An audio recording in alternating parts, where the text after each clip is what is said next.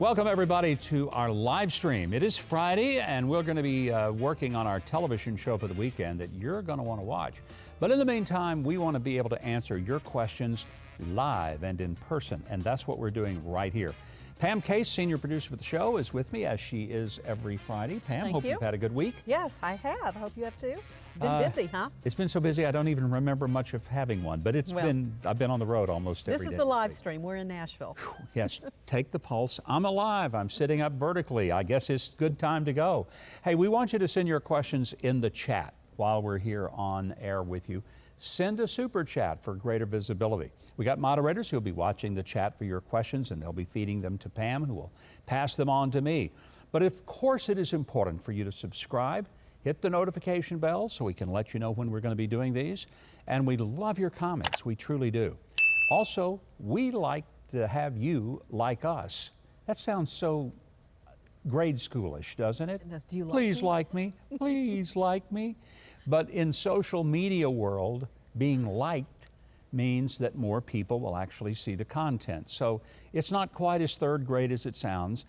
But what isn't very third grade, very sophisticated, hit that share button and send it to friends that you know about. Now, before we get started with some wonderful videos from the week and your questions, we want to ask a question to you.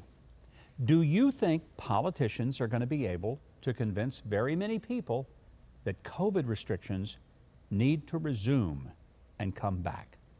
Please leave your answers in the chat. Do you think that politicians are going to try to bring back the COVID restrictions?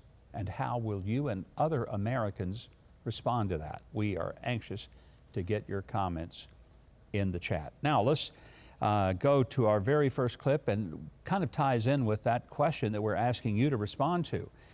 Dr. Fauci, he's back. Yes, just when we thought he had gone away and we hadn't seen him for a while, I guess he got lonely for the camera, so he came back to hug it again. And he tells us that why it may be necessary to have all these lockdowns again. Here he is. To be careful that if we do see a surge as a result of that, that we're flexible enough to reinstitute the kinds of interventions that could be necessary to stop an additional surge. That could mean a return of mandatory masking, especially in areas of high transmission. You know what I think? I think the answer to that is not just no, but no. I don't think we're ever going to allow ourselves to be bullied by the government into wearing face diapers. I just don't think we're going to continue to be willing to shut down churches and mom and pop stores and yet leave casinos open and big box stores open. I think Americans have wised up through the last 2 years, and they said, you know, we've been sold a bill of goods. We were told a lot of stuff that turned out not to be true. And this so-called science kept changing. Don't wear a mask. It's dangerous to wear a mask. A month later, got to wear a mask. You'll die if you don't. Big box stores, like a Walmart, supermarket, perfectly safe. Little bitty stores with 2 people in them, you're going to die. How stupid do we have to be to go through that again? I don't think we're going to do it. So, Tony, you just lay out whatever rules you think you're big enough to lay out, but I have a feeling the American public are going to tell you to go pound sand, because most of us have been vaccinated and boosted, and we've had COVID, and we've gone through everything. I was telling Pam earlier, I had my antibodies tested as part of my regular checkup. Mine are out the roof. Doesn't mean I can't get it again, but I mean, how much do we have to do? And mostly, people want to live again, and we want to live with common sense, take care of ourselves, be thoughtful, do all the right things, but not hunker down and live in absolute fear. I just don't think we're going to do that. Now, speaking of COVID, Jen Psaki at the White House press room, she has a really interesting scientific revelation to share with us. I want you to watch this clip and see if you don't maybe detect just a little bit of maybe unscientific conflict here. Watch. If a president, 79 years old, president of the United States, were to get COVID, it might be more serious than somebody in their 20s. Well, we don't know that, but we also know that COVID impacts people of all ages and a range of. But when we take what we do here, Jen, is not exactly as you said. So I wouldn't agree with your description there. I would say we do take extra precautions. Well, I would hope you do take extra precautions. As the reporter pointed out, the president is 79 years old. But then she said something that is patently false. I would call it a lie, but I'll just say it's patently false. That's a euphemistic way to say it's a lie. She said, we don't know that older people are more susceptible and have more complications. Hey, Jen, what happened to the science? Because the science on that, honestly, has been real clear. Yes, older people are more susceptible than younger people. In fact, little kids pretty much don't get it at all. And if they do, they have such a mild case, they barely have more than a slight headache. My own grandchildren got it a couple of years ago, early on, and it wasn't any big deal for them. The older my friends were that got it, the rougher they had it for the most part. So this nonsense that we don't know, you know, she blows that off as we don't really know whether it's as bad for older people. Somebody, please get a message into Jen Psaki at the White House that maybe she ought to check with the revered Dr. Fauci on that, because even he, the revered Dr. Fauci, says it's much worse for most older people. Just scientific fact. All right. This is also Jen Psaki. She is asked if Biden declaring a climate emergency and banning all U.S. exports of oil is a good idea. Here's her answer. Domestically, on another subject, the Congressional Progressive Caucus recommendations for executive action are out, and they're asking for a decision to declare a climate emergency and ban all U.S. exports of oil. Is that something the president is thinking about doing? There are a range of really good ideas out there. President's looking at all of them, but I don't have anything to predict for you at this point in time. One last quick one to start. Yeah, she said there are a lot of good ideas out there. Well, let me tell you what isn't one of them. Banning U.S. exports of oil. Why would she do that? Why would we ever want to enrich the Saudis, the Iranians, the Russians, the Venezuelans, and impoverish Texans and Louisianans and people who live in North Dakota, Oklahoma, Arkansas, New Mexico, and California? What's wrong with her? What's wrong with Biden? What's wrong with the left and the Democrats who hate the oil and gas in America but are willing to go and spend big money to get it out of some other country that hates our guts? This should not be that hard. I absolutely find myself just not able to comprehend the logic here. Speaking of irrational kind of conversations that comes to energy, the Energy Secretary, Jennifer Granholm, former governor of Michigan, says that Americans ought to see Joe Biden's outreach to Venezuela and Saudi Arabia to get them to produce more oil as something that helps them. I'm not sure who them is. I can't imagine helping Americans. Here's what she said. I'll let you judge for yourself. The administration's reaching out to Saudi Arabia and to Venezuela. I think folks that many Americans might consider unsavory characters in this search for energy to kind of fill this Russian energy void. How should Americans view this? I think Americans should see the administration calling right now for an increase in supply as something that helps them. It helps them. Them I could take as it helps the Venezuelans, helps the Saudis. How does it help Americans when we go begging for our energy from countries that don't really like us? The Saudis, Pam, you know, you saw last week, the Saudis wouldn't even receive a phone call from the President of the United States. Right. I've never, ever, the biggest or the smallest foreign countries, I've never heard of one saying, no, we're not even bothering with a call. We have such little respect for you, such complete disdain. We're not even going to take your phone call. That was stunning. Yeah. That snub was pretty real. I know we're probably getting some questions. Yes, sir, we are. Now, we asked at the beginning of our broadcast today, we've got a little a question out there. Over 150 have already responded. Will politicians and Fauci be successful in bringing COVID restrictions back? So far, we have 82% say no, and 17% say yes. So we'll continue that. So 17% said that they would go ahead and put that mask back on, stay home, lock Will they down. Be successful? Oh, will the answer politicians is no. be successful? Okay. So that's the answer is no to that. Okay. 82% at this point in time. So Diana B., I'm going to tie into that same question. Says, where has Fauci been hiding? Don't know, don't care. And there's your answer to that. Okay. That's ignorance and apathy all rolled up into one answer. Right. I don't know, I don't care. There you go. Very clear. All right. Stan Ross writes to us today, Gov. Hello from Northwest Arkansas. Go Hogs. We beat Vermont last How night. about that? Huh? Talk a little sports. Okay. How can we help defend Ukraine, and how can we get our own oil back to flowing? Well, let me take the last part of the question first, because it's a long-term answer.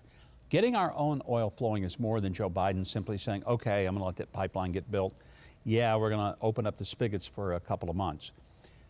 Energy companies need many months, in fact, several years, to make long-term plans, because if they're going to make millions and millions of dollars of investment into exploration and production, they can't do that without knowing that there's going to be an ongoing profitability from that activity and from that expenditure. It's a massive investment to get the exploration and the production going. So if Joe Biden says, I'm gonna take my foot off your neck for 2 months, they're not going to respond to that, because if the third month he puts his foot back on their neck, then they will have spent millions of dollars and lost the investment money plus the market money. So they can't do that. They're not going to do that. They're not as stupid as any government official who thinks they are. So what they need is a commitment that until green energy becomes viable, marketable, and profitable for the people who are supplying it, and affordable for the consumer, which is really ultimately the big question, then we're not going to say that people cannot continue in fossil fuel production, exploration, and marketing. Simple as that. The market will decide this. Quite frankly, Pam, the day that it's cheaper to buy an electric car than a gas-driven car, gas-driven cars will disappear. When it is cheaper to have solar energy on our rooftops than it is just to plug into the local power supply, everybody will have solar panels and the electric company will go out of business. It's the classic old buggy whip issue. Who makes buggy whips anymore? Not many people. How come? Because we don't have buggies. So it's a novelty item now. It's not a staple item, because most people don't go to the store in a horse-driven carriage. They drive their car. So it's not the government's job to protect the horse carriage industry. It's the government's job to stand back and let the marketplace dictate. And so when gasoline-driven cars became more affordable, more profitable, and more efficient than a horse-driven carriage, guess what? Horse-driven carriages gave way to gasoline-powered cars. So that's what we need to be looking at. You know, I'd love to have a car that flies so that I wouldn't get stuck in traffic. The Jetsons, I would love to have that. They're not affordable. I don't know that they're even available right now. My point being, folks, the government doesn't need to be making that decision for you. When the science catches up and makes it affordable, we'll all go to that direction. So that's how. And there was the first part of the question about Ukraine. How do we get more help to them? Yes.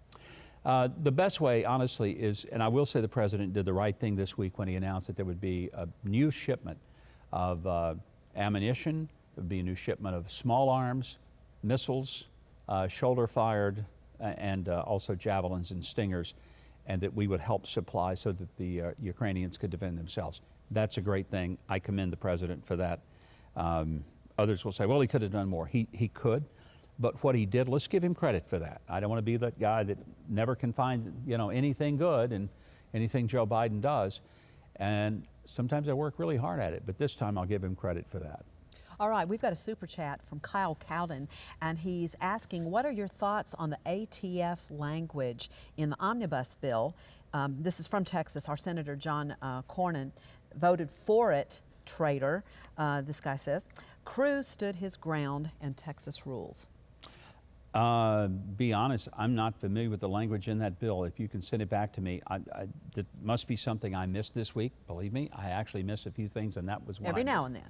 So it was in the omnibus spending bill, yes, is that right? Yes, that's correct. And if it was about ATF, it's about the Agency for Alcohol, Tobacco, and Firearms, which means it's probably a gun issue. And normally I keep up with that stuff, but have to admit I don't know. Yeah, So, Kyle, add it in the chat. Yeah. We'd love to hear from you, and we'll bring it back up here in just a little bit. Let's see another one here from Joe Woodrum. Do you agree that the U.S. should take a more proactive role in getting Russia out of the Ukraine and bring Putin to face justice for the crimes against humanity? If by more active you mean even more stringent sanctions, yes. Even more ammo and weaponry supplied to Ukraine, yes. More humanitarian effort, yes. If you mean should we put boots on the ground in our airplanes over the skies of Ukraine, not yet. And I'll tell you, I say not yet because the Ukrainians are defending themselves. They have not requested us to send soldiers or airplanes that we fly. The fact that we're sending some very significant drones, that's wonderful. I don't think most Americans want to engage in a war, but neither do Americans want to play the role of the isolationist and simply say, hey, that's not happening to my family, so the fact that little children are being slaughtered just doesn't affect me. It does affect us. I think most of us believe that we learned some things from history, and one of the things we learned was when you let a maniacal monster like Putin go unchecked completely, there is no limit to what he will do. World War II, 80 years ago, taught us what a horrible thing it is to look the other way at a dictator like Putin. When Hitler did it, there were people in the U.S. that said, hey, it's not our war, it's not our fight, it's not our problem. And 11 million murdered people later, 6 million of them Jews. And then you think of all the other millions who died who were combatants. Those were all civilians. Those were all innocent victims, murdered. Then add to that the military deaths. How many of those might have been avoided had there been an earlier pushback to Hitler? I'm not saying it's time to send American soldiers into Ukraine, and I don't think that's the right idea. But let the Ukrainians have everything that they can use to fight these battles, and that is helpful. I want to remind everybody to be sure and subscribe to the channel, hit the notification bell. Please leave us a comment. Good, bad, ugly. We'll take them all. And as we said to you earlier, hit the like portion of the page and be sure and share it with your friends or even maybe just vague acquaintances. That's perfectly okay. Hey, we've got, I think it's probably time to drop the Psaki bomb. What do you think? All right, let's do it. All right, let's do it. Here we go.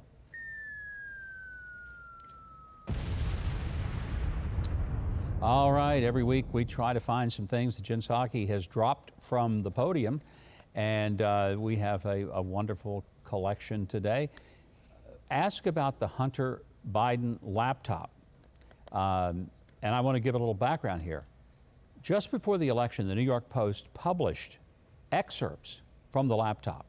Miranda Devine, reporter for the New York Post, a truly remarkable journalist, documented every bit of it. This was not just, hey, I heard from someone who said, but she was able to take the contents from that laptop, analyze them, and put them forward. And it was salacious information.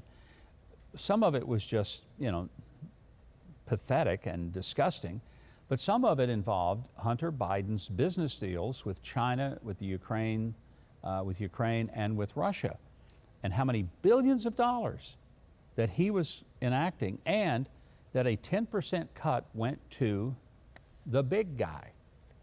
Now, who was the big guy? Well, Tony Bobulinski, who was his business partner, said the big guy was Joe Biden. Now, that's a pretty big piece of news. Polls show that if people had known what was on the Hunter Biden laptop before the election, 16% of the people who voted would have voted differently and would not have voted for Joe Biden. This very well could have swung the election. So here's the interesting point. The New York Post was banned from Twitter and Facebook for publishing the truth. This week, the New York Times has now come out and validated that the very story about Hunter Biden's laptop is true. Now, the New York Times, CNN, NBC, all of these entities just pooed the idea that there was anything to it. It was Russia disinformation, they said. In fact, when Jen Psaki was asked about it, here was her bomb. The New York Times has authenticated emails that appear to have come from a laptop abandoned by Hunter Biden in Delaware. The president previously said that the New York Post story about this was a bunch of garbage and that it was a Russian plant.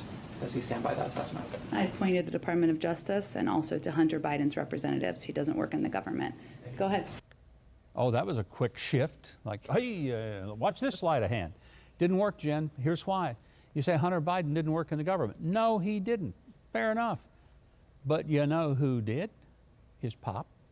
And if his pop was the big guy getting 10% of the cut of these billion-dollar deals that Hunter was bringing down, do you think it would bring him down because they thought Hunter was the brightest light in the bulb? I mean, in the chandelier? I don't think so. Because his last name is Biden and his pop was vice president, now president. That's why he was getting all these deals. And if that's the case, then we've got a very compromised government with a compromised president. I'm not trying to be dramatic. I'm just telling you, look, you don't have to even be smart to figure that one out. Well, Jen Psaki left the Bombay door open. She didn't close it. She dropped another one. Here we go. If you won't detail the consequences of what happens if China does start support Russia, might you indicate whether there are any carrots that the administration is prepared to offer, perhaps tariff reductions? Well, this is a conversation about where President Xi stands. It's up to the Chinese to decide where they want to stand, where they want to be as the history books are written. So I think it's more through that frame than it is about carrots. Yeah, I think it's up to the Chinese more than it is about carrots. You would think she was talking about actual vegetables. I was just stunned by that whole lack of sensitivity in which she says the Chinese will determine how their history books are written. You better believe they will, Jen, because the Chinese don't write history as it happened. They write it as they want their people to believe it happened. Pam, I was in Tiananmen Square on the 25th anniversary of the Tiananmen Square confrontation. And we had a young guide. My wife and I had hired this young guide to kind of get us through some things. And she was probably 27 years old. And so she would have been 2 when that happened. And we said to her, does it ever make you kind of think when you come to this place of the significance? And she looked at us with this blank stare. And she said, like what? And I said, you know, Tiananmen Square, 25 years ago today. She had no idea because it was never taught in their history class. They never showed the picture of those tanks going against that young college student, that Chinese boy that stood in front of the tanks in Tiananmen Square and the masses of protest. Never heard of it. That's how the Chinese write history. Wow. Good work if you can get it. All right. Let's go to some questions. All right. So we don't talk fashion much on this on this segment. Thought we might. J. Max said, the shirt that you wore last week looked so good on the set. And it was probably the red one. Remember the red? I think it was the red. Was it kind of colorful? Yes, it was colorful and red. I think that's the one they're referring to. And yes, I think they're going to bring back more COVID junk. Bless you, Governor, and your staff. Well, thank you for the compliment on the shirt. I got to tell you, it's one of my favorite shirts. I love it. It's a Wrangler shirt, a George Strait edition. And I love them. But I'll tell you, I was with Rick Perry at an event a month or so ago, and I had that shirt on, and he said, oh, what is that? Camo for gay people? And I really thought, you sorry rascal, you. You know, that would be Rick Perry's comment. One of these days I'm going to get him on the show and I'll get him back. But anyway, I love it. It's one of my very favorite Reminds me of shirts, early Garth Brooks. A little bit, just a little bit. Remember Garth's shirts back in the day? Yeah. Kind of reminded me of that too. So, all right, here we go. Tim Schaefer asked, we Alaskans are ready if Putin tries to take Alaska back. Has he lost his mind or playing games with us? Yeah, you know, I've been to Alaska on many occasions, and the Alaskans are an independent breed of people because they got to be. And every one of them are heavily armed because they got to be. It's not just from fear of invaders, it's from fear of bears and other critters that might attack them. So Putin might be bargaining for more than he wants when he tries to march into Alaska. No, I don't think there's any legitimate interest that Putin would have in doing that. But, you know, Putin is backed into a corner. He thought that this was going to be an easy run into Ukraine. He'd cross those borders. The Ukrainian people would collapse. The president would flee to another country to save his own skin. And he would set up a puppet government and game over. What he never anticipated, he's lost, I think last count was it 7,000 of his own troops? 4 of his major, most significant high-ranking generals have been killed. Many of their tanks and airplanes have been destroyed and blown up by the Ukrainian military and the Ukrainian resistance. And they are now 3.5 weeks into this invasion, and they're nowhere near taking over the country. It's really been a disaster for Putin. He is now the absolute piranha of the entire earth. He's probably about as popular as Congress right now, which is really bad. It's up there with mosquito bites and hemorrhoids. So bad week for Vladimir Putin. Here we go. Lori Goldsmith is saying, can any of the Biden administration be fired for not doing their job? Biden, Kamala, Pelosi, none of them working for America or the American people. Oh, they sure can be fired. It's called an election, and it starts November of this year. And I really hope people will realize elections have consequences. That's a statement Barack Obama made, one of the things that he said that was 100% true. Elections have consequences. And for those of you who voted for Joe Biden, hope you're happy. But the best way to start fixing that is to make real changes in the House and the Senate this year and a change in the White House in 2 years. And, you know, we deserve a better government. We just do. All right, Kyle Cowden did write us back to clarify a little bit earlier about that ATF. Says it allows the ATF to conscript state, local law enforcement to enforce federal mandates, defies state 2A sanctuary laws and the Constitution. Ooh. My problem with that is it's a violation of the 10th Amendment. I don't think the federal government has a right to do something the Constitution did not specifically give them the right to do. In part because I was a governor for 10 and a half, almost 11 years, I'm very sensitive about when the federal government takes over roles and responsibilities that they don't have. And they do it at the expense of the rights of the people at the local government. I believe that the best government is the most local because it's closest to the people who are being governed and therefore most accountable. I believe the founders of our country and the framers of the Constitution clearly understood that. And in case there was any misunderstanding about how our federal government was to be limited, they wrote in the 10th Amendment, which specifically said that any area that is not covered specifically in the Constitution is a role and right of the states. And if they were to start saying the specifics of how local law enforcement dealt with gun laws, there's nothing in the Constitution that gives the federal government that authority. The only thing the federal government is told in the Constitution about firearms, keep your nasty hands off the people's right to bear arms. That's pretty clear.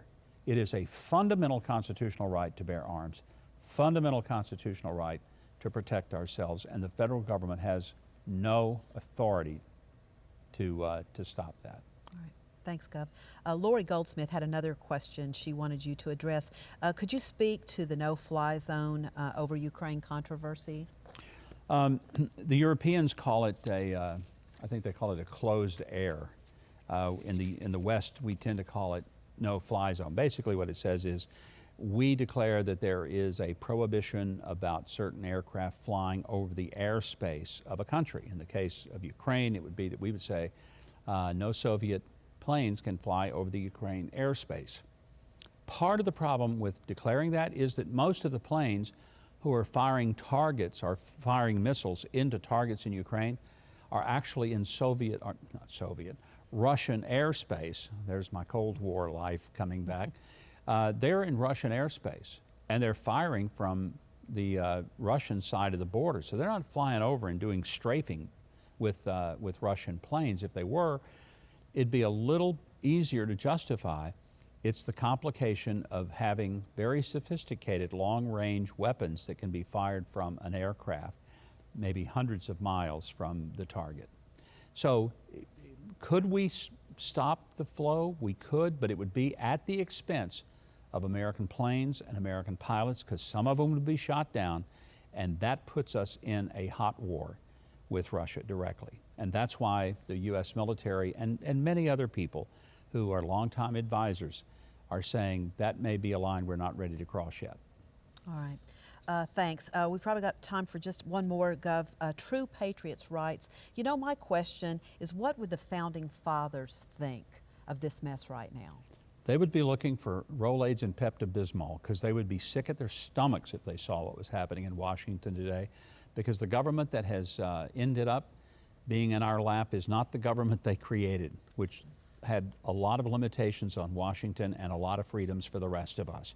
And that's why we hope, in even coming to you each week on the live stream, we can point out some of the absurdities of our government and give you the ammunition you need to say, when you go vote, we can't let this keep going. Well, I hope you'll leave your questions in the comment section. You can do that even after we're off our live stream. And if you have not already, hey, right now is a really good time to subscribe, hit the notification bell, and join us next time. Don't forget, we have a wonderful show coming up this weekend on the Trinity Broadcasting Network. It comes 8 and 11 Eastern on Saturday and 9 o'clock Eastern on Sunday here on TBN.